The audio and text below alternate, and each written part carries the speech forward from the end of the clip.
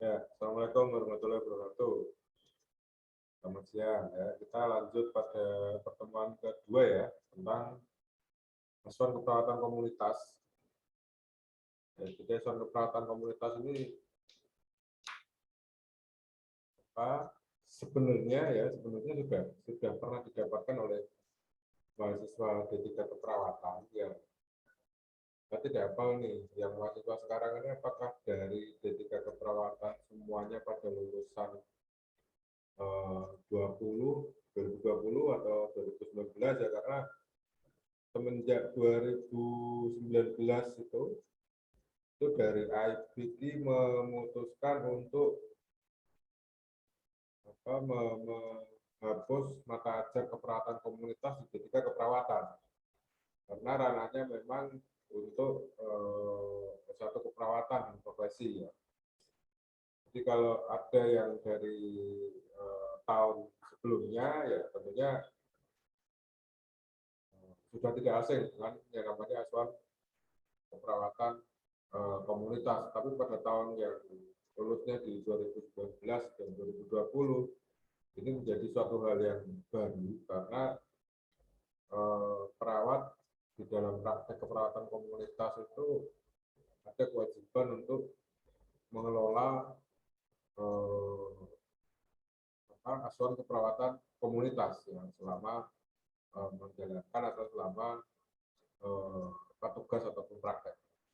Jadi kalau yang baru ya tentunya ini yang 1920 tadi 2020 lulusannya ini menjadi yang baru ya. Ya kalau yang sebelumnya, kalau yang sudah pernah ya ini sifatnya hanya mereview, karena saya masih pakai literasi yang sama yang saya paparkan di D3 keperawatan dengan yang saya paparkan di satu keperawatan. Jadi literasinya masih menggunakan Friedman ya, Friedman sama menggunakan Balance ya. Jadi kalau yang memang sudah lama ya ini tentunya hanya mereview kembali ya, ataupun flashback ataupun mengingatkan lah, kita belajar lagi biar kita ingatkan kembali satu persatu yang namanya asuhan keperawatan komunitas itu secara konsep seperti apa, implementasinya nanti seperti apa, itu nanti kita akan bahas dalam pertemuan kali ini ya.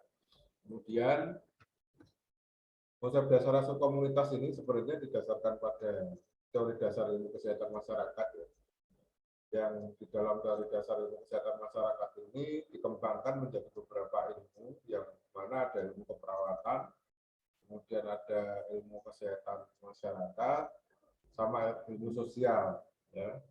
Jadi kenapa tiga hal ini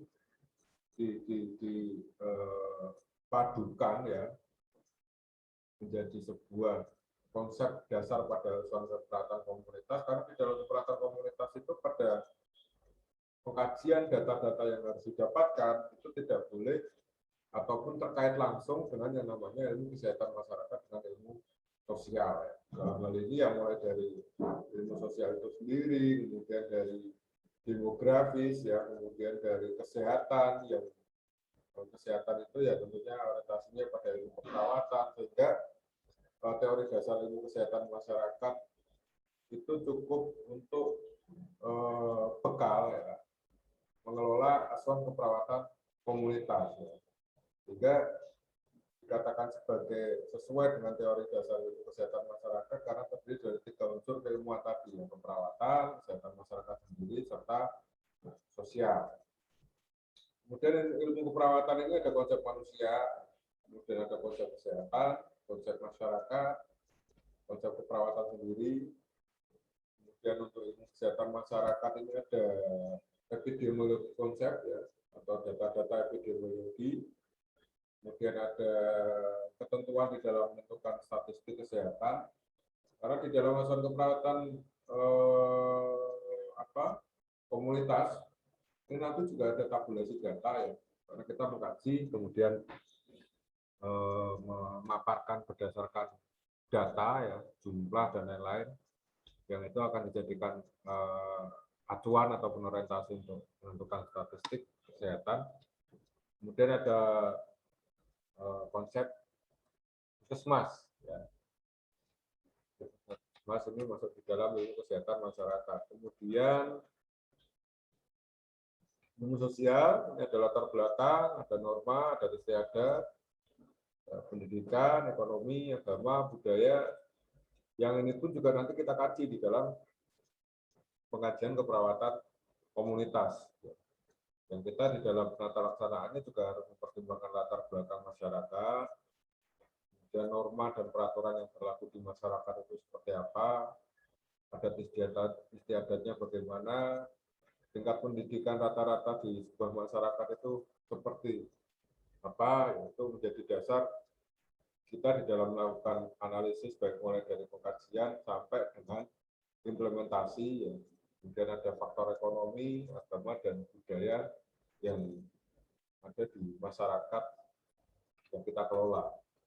Sehingga ketika tiga ilmu tadi dipadukan, ya kita akan dapat dengan optimal mengelola asuhan keperawatan komunitas, karena keilmuannya sudah kita sudah memiliki bekal lah untuk melakukan baik mulai dari pengkajian sampai penata laksanaan dan sampai dengan evaluasi, bahkan sampai dengan rencana tidak lanjut atau pendelegasian, ya, karena harus ada pendelegasian lanjutan setelah kita mengelola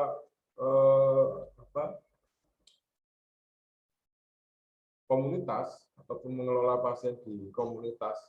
Itu tentunya, atau sasaran di komunitas itu tentunya juga tidak bisa berhenti begitu saja. Kita harus memiliki rencana tidak lanjut ataupun rencana pendelegasian yang dalam hal ini berorientasi pada puskesmas. Kemudian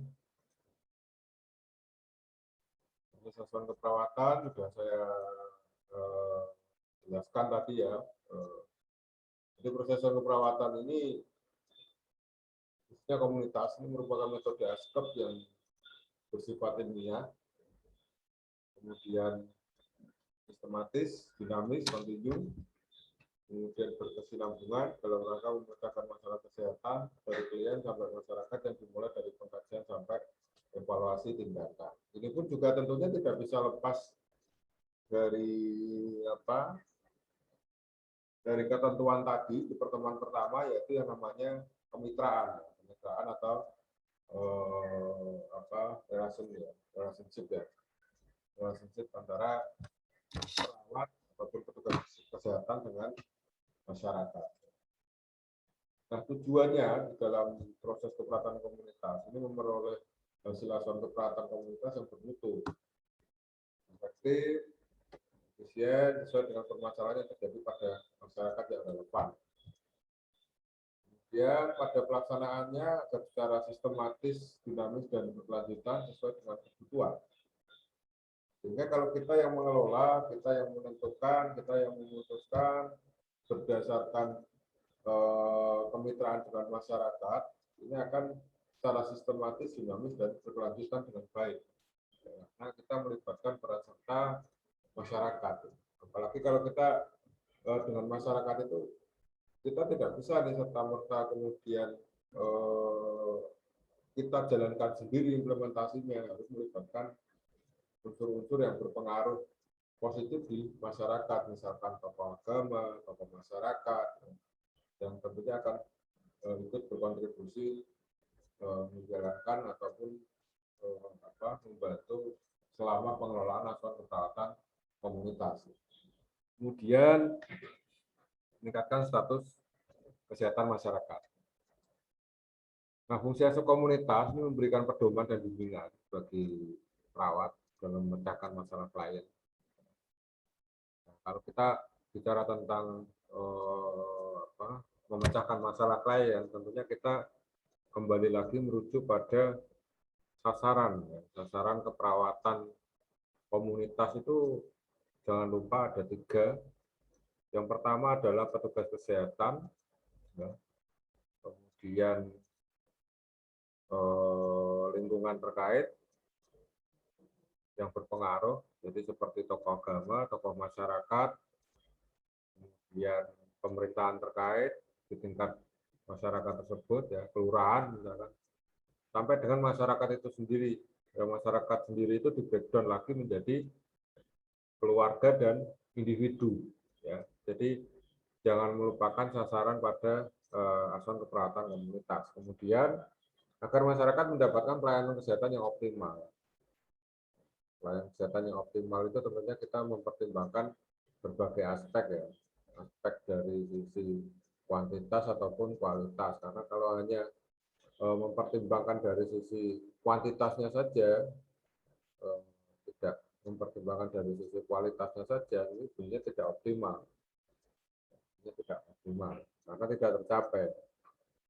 Kemudian memberikan aspek melalui pendekatan pemecahan masalah, komunikasi efektif, serta melibatkan peran serta masyarakat atau kemitraan. Kemudian masyarakat agar bebas mengemukakan pendapat berkaitan dengan permasalahannya atau kebutuhan. Jadi arti bebas mengemukakan pendapat ini artinya adalah kita menjadi peran, membuka peran yang dengan adanya kita mengelola komunitas atau masyarakat tersebut, masyarakat akan menyampaikan apa kendalanya, apa kekurangannya, ya selama ini yang menjadi hambatan kaitannya dengan kesehatan apa, itu semuanya akan dipaparkan ke kita pada waktu kita melakukan analisis ataupun melakukan pengkajian ya, baik melalui observasi, melalui wawancara ataupun melalui website survei. Kemudian langkah proses keperawatan, jadi ini ada identifikasi. Ini menurut Depkes ya, yang menurut Depkes ini ada identifikasi, pengumpulan data, rencana, penilaian. Kemudian yang menurut Friedman ini ada BASP, pengkajian, penentuan tujuan, kemudian intervensi, kemudian pelaksanaan tindakan, evaluasi, kemudian dari balance ya, ini ada pengkajian, perencanaan, implementasi, dan evaluasi. Jadi seperti yang saya sampaikan di awal, aspek untuk D3 keperawatan dan S1 keperawatan yang sudah saya pernah paparkan itu sebenarnya sama. Jadi orientasi saya menggunakan literasi dari treatment dan balance ya. Yang rujukannya itu pada aspek yang lain juga sebenarnya sama. Karena contoh keperawatan itu di sini ya cuma pengkajian, kemudian perumusan analisis data yang isinya ada data subjektif, data objektif, kemudian perumusan diagnosis keperawatan, perencanaan, implementasi, evaluasi, kemudian sampai dengan rencana tindak lanjut. Dan bahkan kalau di dalam keperawatan komunitas itu sampai dengan rencana pendelegasian. Jadi kalau kita telah kembali, bedanya aspek komunitas dengan aspek yang lain itu sebenarnya tidak ada. Isinya sama.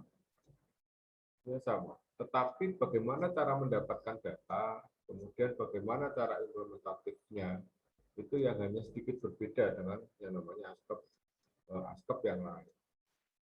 Aspek keperawatan anak, aspek keluarga, aspek jiwa, aspek bedah, aspek dalam, aspek gadar, aspek lansia, gerontik, aspek jiwa, ya semuanya sama. Isinya ya ini, pengkajian sampai dengan rencana tidak lanjut.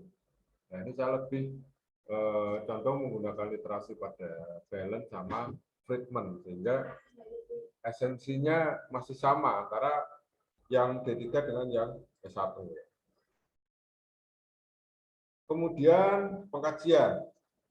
Ya, untuk pengkajian ini merupakan pengumpulan data secara lengkap dan sistematis.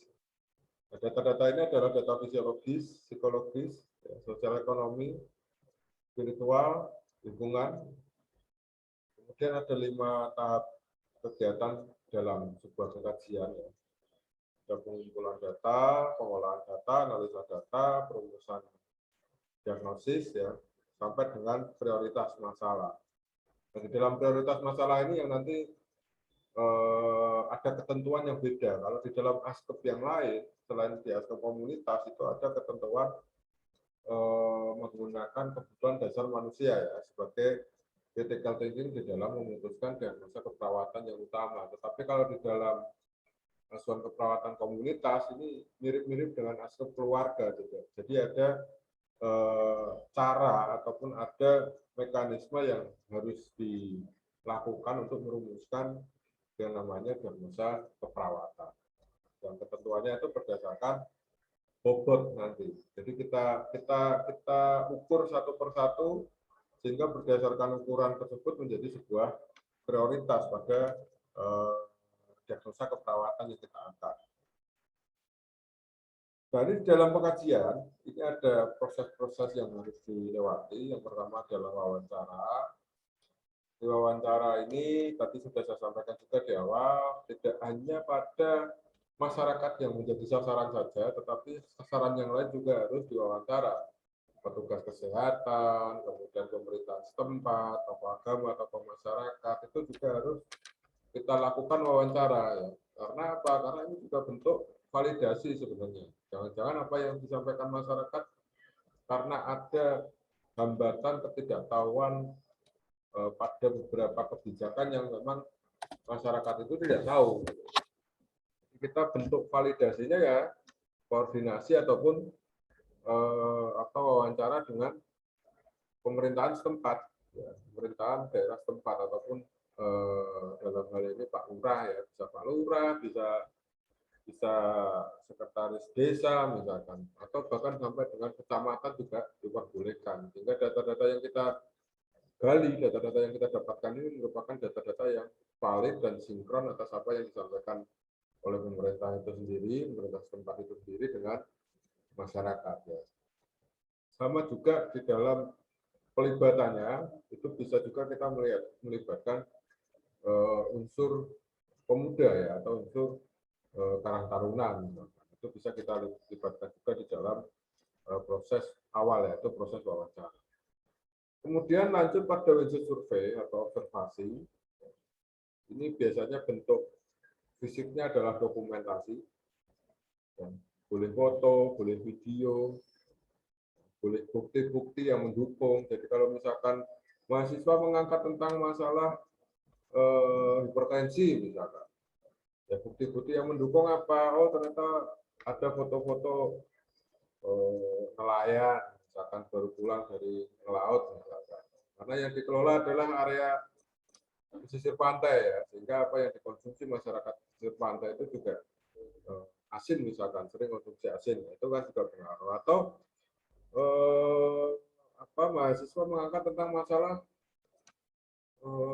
kurang gizi misalkan pada balita ya, ini juga harus ada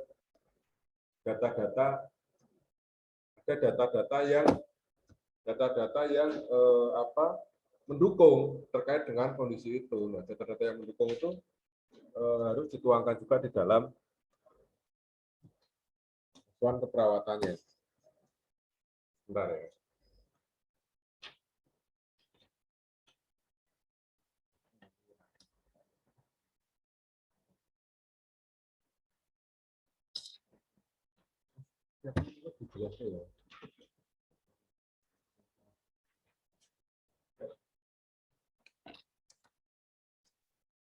Ya, mohon maaf ya. Oke, kita lanjut. Jadi data sebagai wujud survei, observasi itu harus mendukung ya. Jadi apa yang diceritakan oleh hasil dari unsur wawancara juga dituangkan ke dalam hasil dokumentasi sebagai observasi dari wujud survei. Kemudian ada juga data yang angket. Ya. Data yang angket, kita door to door, masuk ke seluruh rumah warga, membuat sebuah mekanisme pertanyaan, yang pertanyaan-pertanyaan itu sudah merujuk pada hasil dari wawancara dan wujud survei, sehingga apa yang menjadi pemicu, apa yang menjadi penyebab, itu juga terjawab dari angket yang kita share atau kita bagikan ke masyarakat ya. Jangan lupa di dalam bagian angket ini tidak bisa kita gebyah-uyah, yang penting kita tinggal di depan rumah atau yang penting kita serahkan masalah misi terserah, tidak bisa seperti itu. Ada banyak hal yang menjadi perhatian yang sekiranya masyarakat ini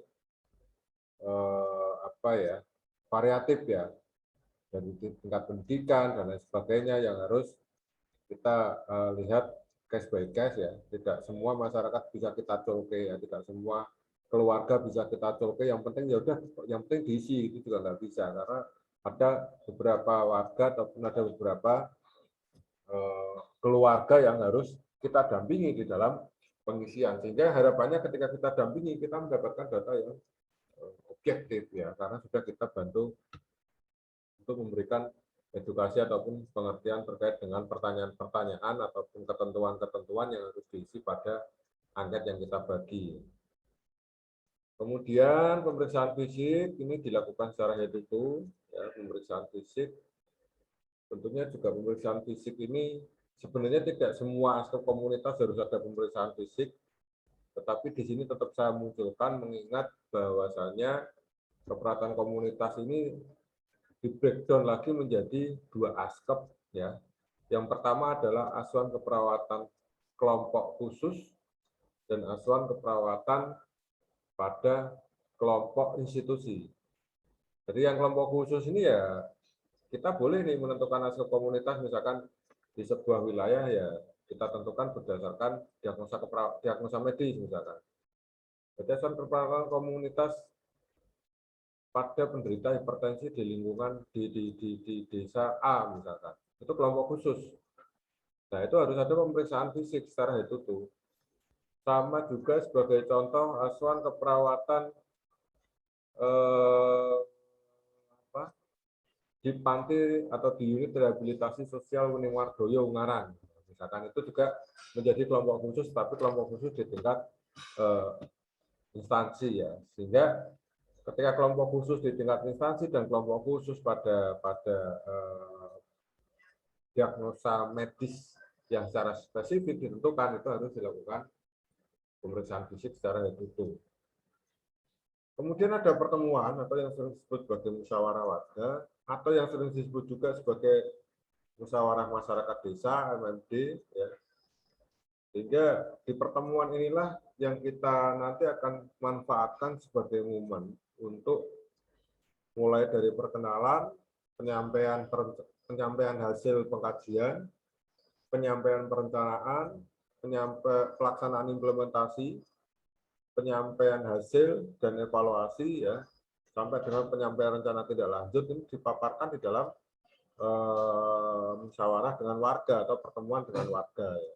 Sehingga kalau kita masuk di dalam kegiatan-kegiatan yang ada di lingkup masyarakat ini kita bisa secara ekonomis ya ini, secara ekonomis bisa menurunkan biaya yang dibutuhkan pada waktu pelaksanaan pengelolaan asuhan keperawatan komunitas. Kemudian ada Pokjakes. Pokjakes ini kita harus menganalisis nih data sekundernya seperti apa Pokjakes. Karena unsur-unsur ataupun organisasi-organisasi tetap harus wajib ada di setiap masyarakat. Nah, tugas kita adalah analisis data sekundernya. Analisis data sekundernya seperti apa? Masih adakah Pokjakesnya, kelompok kerja kesehatan, ada tetapi tidak berjalan maksimalkah? Ada tetapi sama sekali tidak berjalan, atau bahkan sebaliknya nih, kadernya jalan tetapi sebenarnya belum punya Pokjakes. Nah itu harus kita kaji, kita analisis menjadi sebuah data sekunder. Yang data sekunder itu nanti harus kita tindak lanjuti ya. Jadi, kalaupun ada tetapi belum optimal ya kita optimalkan. Sehingga kalau kita sudah membantu mengoptimalkan itu tentunya Pokjakes ini data sekundernya akan semuanya tergali dengan baik. Kemudian data yang perlu dikaji, ini ada data inti, riwayat atau sejarah perempuan komunitas, data demografi, usia, jenis kelamin, pekerjaan, pendidikan, agama, komposisi, keluarga ya. Kemudian ada vital statistik, angka morbiditas dan mortalitas, jadi angka yang sakit berapa, yang sampai dengan meninggal berapa, ya. Serta angka kelahiran atau pertambahan penduduk. Kemudian ada status kesehatan. Status kesehatan ini di split berdasarkan kelompok umur, ya. Bayi, balita, lansia. Karena apa? Karena ini akan lebih memudahkan kita nanti untuk menspesifikkan ketentuan-ketentuan yang harus diisi datanya. Jadi misalkan ada data imunisasi, misalkan. Data imunisasi ini hanya untuk data pada bayi dan balita, misalkan. Jadi bukan berarti lansia tidak ada imunisasi, lansia sebenarnya juga ada. Tetapi kita akan lebih dimudahkan ketika kita melakukan split data yang nanti akan kita jadikan acuan di dalam menentukan diagnosa keperawatan. Nah, pada suatu kesehatan ini nanti juga kita tuangkan berupa keluhan, tanda-tanda vital, gejala penyakit, riwayat, pola pemenuhan kebutuhan sehari-hari, status psikososial, status pertumbuhan, pemanfaatan vaskes, pola perilaku kesehatan, pola pencegahan terhadap penyakit.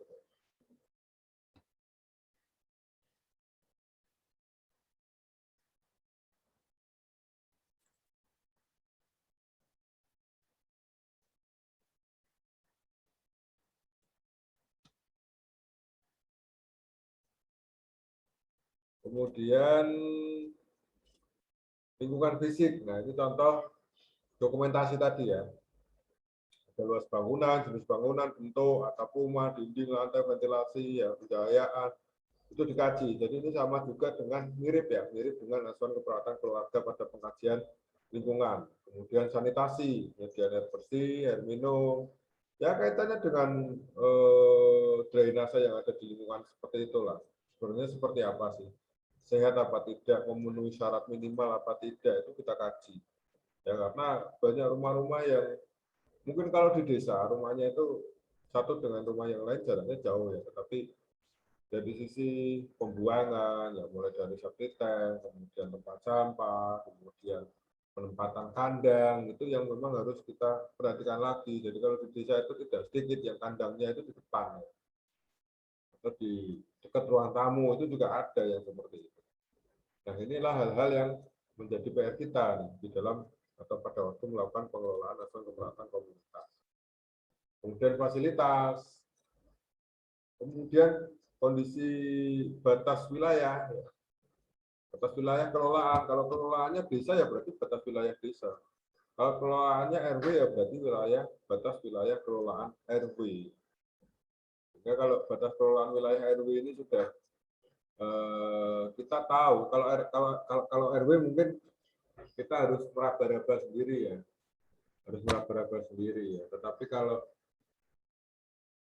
saya nggak tahu nih, apakah kalau di kota, kalau kalau sekarang itu batasan peta area desa itu kalau di RW sudah detail ya, tapi kalau nggak salah kemungkinan sudah ada semua sekarang, mulai dari batas RT pun juga sudah ada, batas RW juga ada, apalagi sampai dengan batas kelurahan yang mana terdiri dari beberapa kelurahan yang di sebelah kiri, kanan, ya, atau sebelah utara, timur, barat, ataupun selatan, pasti juga ada batas berdasarkan desa lain. Ya. Kemudian kondisi geografis, iklim, dan lain sebagainya itu juga dikaji. Kemudian pelayanan kesehatan dan sosial, ini pelayanan kesehatan lokasi sumber daya yang dimiliki, sistem rujukannya apa, fasilitas sosial, ada pasar, toko, swalayan juga dikaji, lokasinya bagaimana, kemudian ekonomi, jenis pekerjaan secara umum ya.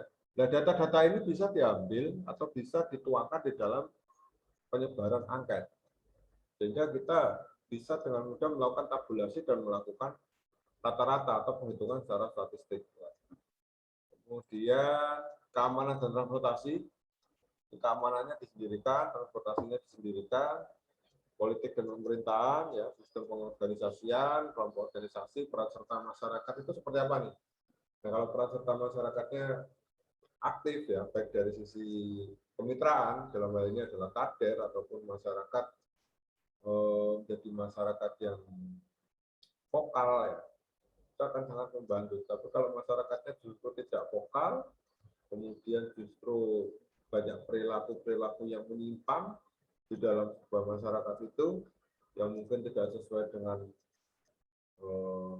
sosial, budaya, dan agama, ya, itu akan menjadi kendala buat kita. Kemudian sistem komunikasi ya, cara penyebaran informasi, jenis alat komunikasi. Sekarang kelihatannya semuanya hampir sama. Pasti di dalam ketentuan-ketentuan sebuah institusi ya, ataupun bahkan sampai dengan masyarakat pasti sudah punya lah. Di RT misalnya pasti sudah punya grup WA, ya. Sudah punya grup WA, sudah kita dimudahkan lah. Kita ini semua sudah sangat-sangat dimudahkan dengan adanya komunikasi, sehingga saking dimudahkannya sampai kadang kita sendiri asik dengan handphone yang kita pegang tanpa menghiraukan orang-orang yang ada di sekitar kita. Kemudian pendidikan, ini ada tingkat pendidikan, ada fasilitas pendidikan, ya, kemudian rekreasi, kebiasaan rekreasi, tempat rekreasi.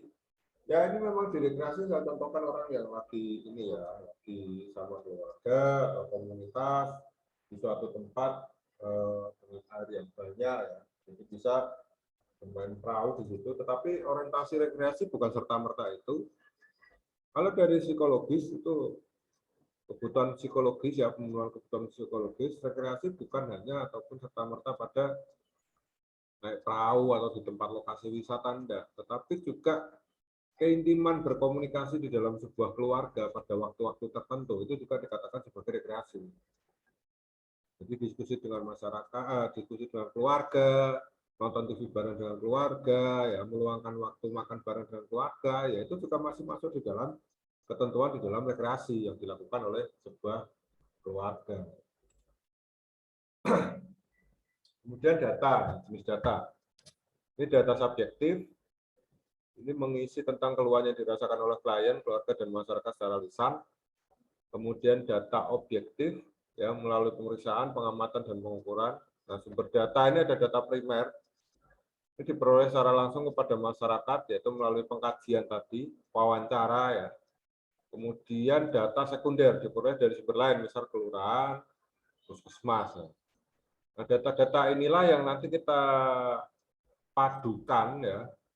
Nanti kita padukan, kita pilih data mana yang saling mendukung, yang kita nanti akan klasifikasikan berdasarkan data subjektif ini apa saja, kemudian diklasifikasikan berdasarkan data objektif ini apa saja ya. Ini data objektif ini boleh dari foto ya, boleh dari foto. Kalau misalkan yang diambil adalah masalah demam berdarah ya tentunya harusnya ada foto-foto yang pasti nanti akan mendukung. Misal ada banyak air yang tergenang pada sampah, banyak warga yang memiliki ataupun mempunyai burung piaraan ya, yang airnya jarang diganti, misalkan. Kemudian di bawah sela-sela dispenser itu yang ada potensi untuk pengembangan nyamuk demam berdarah ya. Kemudian kebersihan selokan bagaimana, itu tentu juga akan sangat mendukung ya, karena memang kita temukan misalkan dalam 1 tahun terakhir atau dalam 3 bulan terakhir ada angka kejadian demam berdarah ya, pasti akan ada data yang mendukung pula. Kemudian setelah data terkumpul lalu dilakukan pengolahan data. Pengolahan data ya, klasifikasikan data yang sesuai dengan karakteristik, penghitungan persentase ya, yang nanti sebelum penghitungan persentase ini kita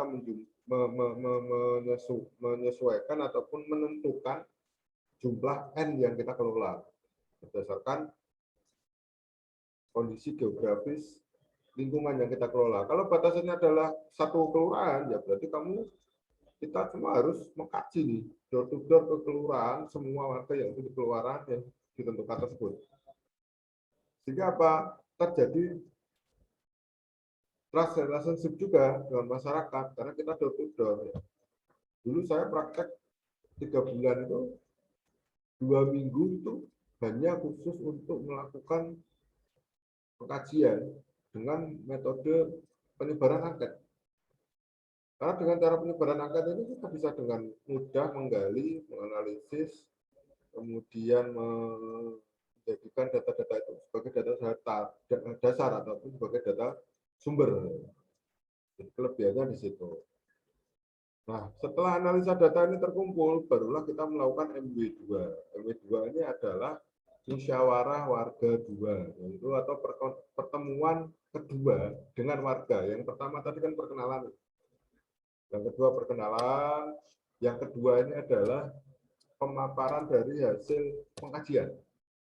Kalau dari hasil pengkajian itu orientasinya pada DPD, atau pada ISPA atau pada nutrisi balita, ya tentunya harus ada data-data yang mendukung juga, baik dari data subjektif, objektif, data primer ataupun data sekunder. Ya. Jadi harus mendukung. Kemudian dari analisis data ini kemampuan mengkaitkan data dan menghubungkan data sehingga diketahui kesenjangan dalam masalah kesehatan keperawatan yang dihadapi oleh masyarakat. Ya.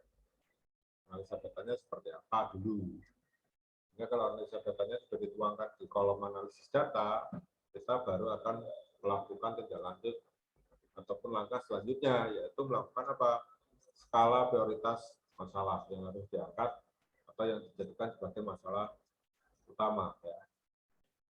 Kemudian tujuan analisis data ini adalah untuk menentukan kebutuhan masyarakat, menentukan kekuatan, ya, mengidentifikasi pola respons sakit pasien, serta mengidentifikasi kecenderungan penggunaan pelayanan kesehatan. Nah, ini contoh analisis data ya. Ini ada data fokus. Saya bacakan ya, data objektif dari hasil unit survei. Banyak rumah penduduk saling berhimpitan. Nah, ini nanti terlampir juga data atau bukti fisik ya. Misalkan angket, dari hasil angket ini tipe rumah yang non permanen 10,3%. Tipe lantai dari tanah 7%. Ventilasi yang kotor 38,3%. Pencahayaan yang masuk dalam ruangan kurang 10%. Hasilnya 30,7% misalkan. Subjektifnya berdasarkan hasil wawancara, ya, sama ya seperti yang saya sampaikan di awal tadi ya. Berdasarkan hasil wawancara dengan anggota masyarakat, bahwa anaknya bulan terakhir ini sering batuk pilek dan mengingat yang disebabkan kondisi cuaca yang tidak memungkinkan. Ini contoh data objektif dan data subjektif. Kemudian masalah keperawatan yang muncul, risiko terjadinya penyakit disebabkan oleh faktor lingkungan, ISPA berhubungan dengan ketidakbersihan lingkungan dan perilaku masyarakat yang tidak sehat. Kemudian memprioritaskan masalah, ini agak saya cepatkan, tidak apa-apa ya, biar waktunya bagi-bagi. Memprioritaskan masalah, jadi memprioritaskan masalah ini berdasar pada perhatian masyarakat, kemudian berdasar juga pada berat ringannya masalah, kemudian berdasar juga pada prevalensi kejadian, kemudian berorientasi juga pada kemungkinan masalah dapat diatasi, aspek politis, serta tersedianya sumber daya masyarakat. Yang sebenarnya sumber daya masyarakat ini kita jadikan sebagai mitra ya, kita jadikan sebagai mitra. Kemudian ini sudah dapat ya, semuanya pasti sudah dapat lah. Mau di lulusan kapanpun saya yakin untuk aktual, risiko, dan potensial pada ketentuan proses diagnosa keperawatan pasti sudah dapat. Jadi ini respon individu pada masalah kesehatan sebenarnya. Oke lah, pasti sudah pernah dapatkan, tidak perlu saya jelaskan lagi. Ini juga pernah didapatkan, ya ada problem, ada etiologi, ya ada simptom, ini juga sudah pernah didapatkan. Kemudian dalam menegakkan diagnosa keperawatan, ini tentunya kita harus mempertimbangkan beberapa hal. Di antaranya adalah kemampuan masyarakat untuk menanggulangi masalah, kemudian sumber daya yang tersedia di masyarakat, sampai dengan partisipasi dan peran serta masyarakat. Nah, ini ada contoh aktual, risiko, dan potensial. Jadi saya coba untuk splitkan atau saya coba untuk pisahkan antara aktual, risiko, dan potensial. Jadi kalau aktualnya terjadinya anemia pada ibu pada ibu hamil di desa S sehubungan dengan kurangnya pengetahuan masyarakat pertama ibu hamil tentang kebutuhan gizi dan lain-lain ya. Dan 75% ibu hamil mengeluh pusing, mata berkunang-kunang. Contoh ini ya, dalam suatu masyarakat nanti, masa iya Pak, sak kampung butuh 55% metek kabeh. Ini contoh aja sih. Kemudian yang kedua, 80% ibu hamil wajahnya tampak pucat, ibu S mengatakan saat periksa HB-nya 8 dan tidak ada perubahan. Nah, resikonya ini timbulnya penyakit yang disebabkan oleh faktor lingkungan hubungan dengan kurangnya kesadaran masyarakat terhadap kebersihan lingkungan. Kemudian ciri-cirinya adalah banyak sampah yang berserakan, kemudian 65% masyarakat membuang sampah sembarangan, 80% lantai masyarakat terbuat dari plaster tanah, 75% masyarakat jarang membersihkan bak mandi sehingga banyak jentik. Kemudian potensialnya ini terjadinya peningkatan kesehatan pada balita, berhubungan dengan aktifnya masyarakat atau tingginya kesadaran ibu-ibu memeriksakan balita di posyandu yang ditandai dengan ya, 90% ibu-ibu membawa anaknya ke posyandu setiap 1 bulan sekali. Kader kesehatan mengatakan ibu-ibu di sini aktif. Ini dari hasil data pengkajian primer ya, sekunder ya. Kemudian 85% anak balita berada pada garis hijau pada KMS. Artinya 85% ini anak kalau pada garis hijau atau pada KMS ya tentunya berarti anak dalam kondisi yang sehat ya. Sehingga inilah contoh dari aktual, risiko serta potensial. Kemudian dalam menentukan prioritas masalah, ini ada ketentuan di dalam pengutamaan masalah mana yang harus segera diatasi ya. Sebenarnya tujuannya hanya itu. Artinya ketika kita misalkan memutuskan ataupun menilai ada 3 diagnosa keperawatan yang harus diangkat, ya kita masih harus berpikir bahwa secara urgent itu butuh yang mana nih? Antara masalah ISPA, masalah masalah urgensi, atau pada masalah yang lain. Ini yang duluan yang mana? Nah, jadi pertimbangannya adalah yang pertama, perhatian masyarakat, kemudian berat ringannya masalah, kemudian prevalensi kejadian, ya, angka kejadian, kemungkinan masalah dapat diubah, aspek politis, kemudian tersedianya SDM. Sehingga kalau di dalam unsur-unsur prioritas masalah ini, inilah yang harus dipenuhi ya. Ada 6 unsur ini yang harus dipenuhi. Sehingga kalau 6 unsur ini sudah terpenuhi, kita akan sangat dengan mudah berkoordinir dengan masyarakat, diskusi dengan masyarakat, mendengar keluh kesah ataupun perihal yang menjadi suatu pertanyaan dari masyarakat yang sampai dengan saat ini belum terjawab. Ya. Itu adalah contoh-contoh yang nanti akan mendukung, akan menjadikan atau akan dijadikan indikator di dalam pelaksanaan perumusan ataupun prioritas diagnosa keperawatan. Kemudian ini adalah rumusnya. Ini BPR ini sama dengan A plus 2B kali C ya. Silakan rumusnya nanti dipelajari, disimulasikan sendiri di rumah. Ya, boleh mempertimbangkan ataupun melihat berdasarkan ketentuan-ketentuan di dalam prioritas ini ya. Yang pertama adalah ukuran masalah. Ini presentasi populasi dalam masalah kesehatan. Kemudian keseriusan masalah, apakah dikatakan sebagai kedaruratan, apakah dikatakan sebagai kegawatan, kerugian ekonomi, atau risiko terhadap populasi. Bukan di dalam kriteria penentuan prioritas masalah keperawatan komunitas yang didasarkan pada keseriusan masalah. Kemudian keefektifan intervensi, apakah ada intervensi atau pengobatan yang dapat diterima, kemudian apakah bermanfaat, apakah ada pengaruh negatif dari intervensi tersebut. Jadi kita harus tahu, harus bisa menelaah secara detail masalah-masalah yang menyebabkan kontraindikasi kepada pasien, itu juga harus tetap kita pertimbangkan, tidak serta-merta udah Bu, yang penting minum obat, tidak serta-merta seperti itu ya, tidak serta-merta semudah itu, sehingga kita akan pelan-pelan ya, pelan-pelan menganalisis dari parameter yang sudah muncul di analisis data ya. Kemudian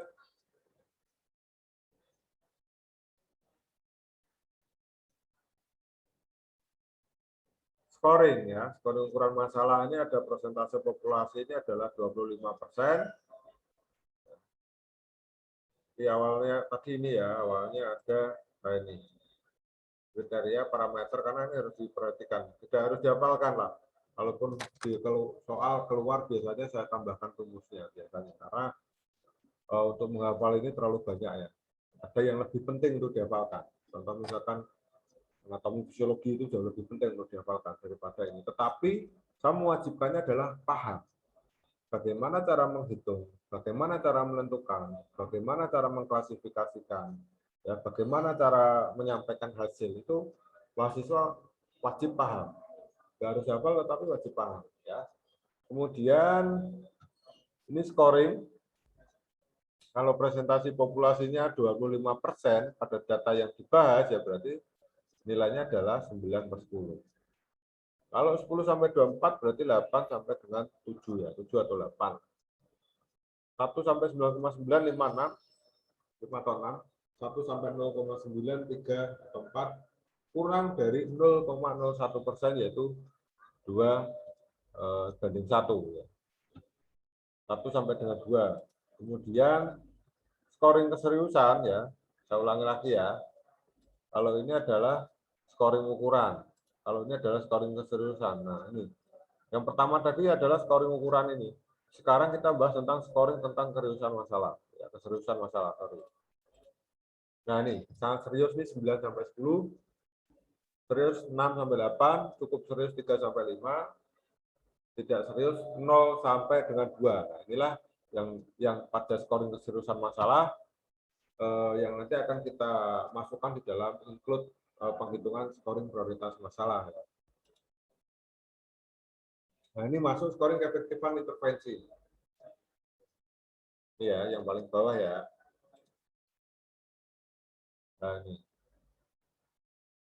Nah, yang paling bawah ini dijawab keefektifan intervensi ini. 80 sampai dengan 100 itu 9 atau 10. 60 sampai dengan 80% itu 7 atau 8. Efektif itu 40 sampai 60, 5 atau 6. Cukup efektif ini 20 sampai 40, sampai dengan tidak efektif yaitu kurang dari 5%. Ya. Nanti disimulasikan sendiri ya, cara menghitungnya bagaimana nanti akan saya kasih tahu.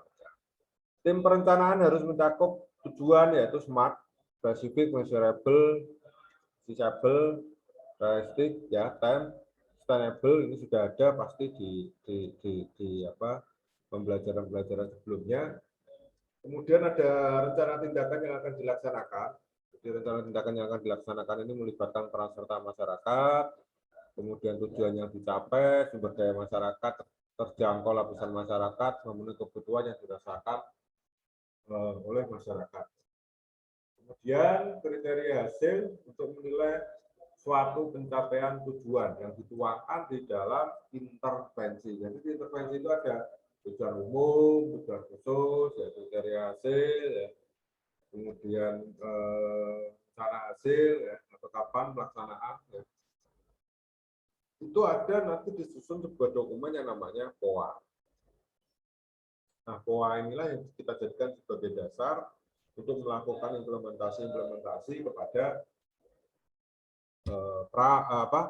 sasaran di dalam penata laksanaan keperawatan komunitas ya. Nah, sasaran inilah yang di awal tadi sudah kita bahas siapa, yaitu petugas kesehatan, masyarakat ya, sampai tokoh agama ya, sampai dengan masyarakat ya. Itu akan kita susun berdasarkan POA, yang POA ini penanggung jawabnya nanti pada pelaksanaan itu tidak boleh dari mahasiswa saja, harus mengalami atau harus terdiri dari personil juga yang berasal dari kemitraan. Dalam hal ini adalah dari wilayah kelolaan atau daerah kelolaan. Kemudian pada prinsip keperawatan komunitas itu adalah inovatif, integratif, rasional, mampu dan mandiri. Jadi UGM ini harus yakin dan optimis bahwa tindakan yang dilakukan akan tercapai suatu tujuan. Nah, bentuk penata laksanaannya yaitu dengan penyuluhan kesehatan, demonstrasi, serta ada kerjasama. Sehingga di dalam penata laksanaan baik Pemkes, demonstrasi dan kerjasama ini bagian ataupun bentuk dari sebuah pelaksanaan implementasi. Ini contoh nih, ini contoh POA ya, ini contoh POA masalah keperawatan misalkan, anemia pada ibu hamil di desa S. Kemudian strateginya ya, strategi mau seperti apa, maukah penyuluhan atau edukatif dan sebagainya. Kegiatan Lipenkes menamakan nutrisi pada ibu, sasaran ibu hamil, pelaksanaannya Senin, tempat rumah ibu S ya. Alat dan peraga ini ada leaflet dan lembar balik. Nah, ini penanggung jawab nih mahasiswa saya simulasikan namanya Beni dan kader ataupun masyarakat saya namakan Ibu K. Ya. Sehingga penanggung jawabnya tidak boleh dari mahasiswa saja. Sebenarnya bukan tidak boleh sih, karena kalau dari mahasiswa saja itu sangat riskan ya, sangat riskan. Sehingga alangkah lebih baiknya ada pendampingan dari kader yang sudah ada di situ. Makanya di awal tadi saya sampaikan bahwa ada dan tidaknya kader itu harus dikaji dari awal. Apakah ada tetapi tidak maksimal, apakah tidak ada tetapi ada pelaksanaannya, apakah ada tetapi tidak ada pelaksanaannya sama sekali. Nah, itu harus kita kaji dari awal. Nah, kalau kita kaji dari awal sudah ketentuan ada tetapi tidak maksimal ataupun tidak optimal di dalam menjalankan tupoksi sebagai kader kesehatan, ya tentunya kita dari sisi moral harus memiliki tanggung jawab juga, harus memiliki kontribusi dan harus memiliki tanggung jawab juga di dalam penyampaian ini kegiatan. Kemudian evaluasi ini evaluasi terhadap keberhasilan proses dan keberhasilan tindakan. Nah, fokus evaluasi ya, relevansi, perkembangan kemajuan, ya, efisiensi biaya, efektivitas, impact atau dampak. Kemudian hasil evaluasi ini apakah tujuan tercapai, apakah tujuan tercapai sebagian, atau tujuan tidak tercapai. Nah, hasil evaluasi ini dari mulai itu pengkajian, mulai dari wawancara, observasi, kemudian dokumentasi sampai dengan MW1 berupa perkenalan, ya, sampai dengan MW2 berupa penentuan POA ya pada pelaksanaan atau pada implementasi, bahkan sampai dengan MW3. Yang MW3 di sini adalah menyampaikan atau memaparkan hasil kegiatan selama praktek. Ya, kalau kita sudah memaparkan hasil kegiatan selama praktek, nanti kita akan jadi tahu bahwa apa yang kita lakukan, ya, apa yang kita kerjakan, apa yang kita lakukan itu berhasil atau tidak. Itu akan dengan mudah ditentukan dari MW3 ya. Sekaligus berpamitan atau bahkan sampai dengan kita melakukan pendelegasian lebih lanjut kepada pegawai puskesmas. Karena biasanya kalau MW3 ini ya isinya pegawai puskesmas juga yang ada di MW3 ya. Sampai dengan kader ya, sampai dengan masyarakat. Oke. Yang lain akan saya jelaskan pada pertemuan yang spesifik di dalam pembahasan ataupun implementasi pada ASKEP. Ya. Mungkin itu yang saya sampaikan. Silakan dipelajari sebagai bukti untuk sebagai bahan untuk mengerjakan soal-soal ya di semester. Mungkin itu kurang lebihnya mohon maaf. Akhir kata wassalamualaikum warahmatullahi wabarakatuh. Silakan kalau ada yang mau didiskusikan nanti kita lanjut ke WA ataupun lanjut ke Telegram. Oke, terima kasih. Mohon izin. Nah.